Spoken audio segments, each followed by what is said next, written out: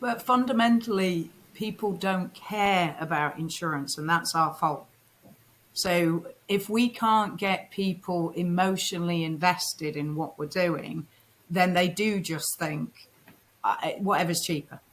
And, I think Yeah. some of that is because we haven't really got into that description as you would do over the desk with them, Pete. You'd be sat human to human going, like you're Yeah. talking about life insurance, you're talking about what do you want for your children if you're not around to be able to provide those things for your children.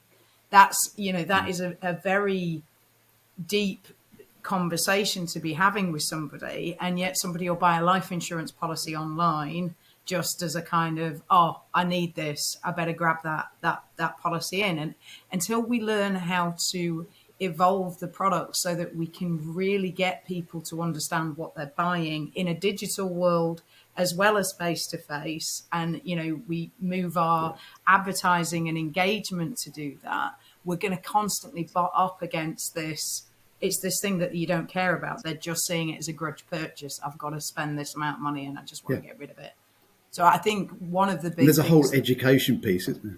yeah, There's just an assumption that people will somehow know this stuff by the time they need it.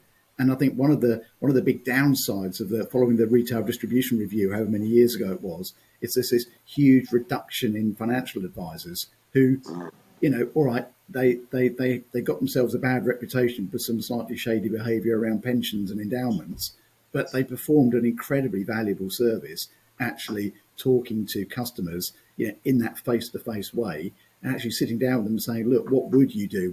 What do you want to provide for your children if anything were to happen to you? No one's doing that anymore.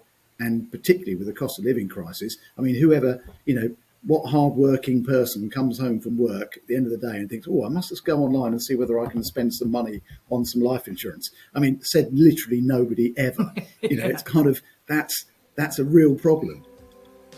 If you've enjoyed this, please leave a comment and don't forget to subscribe.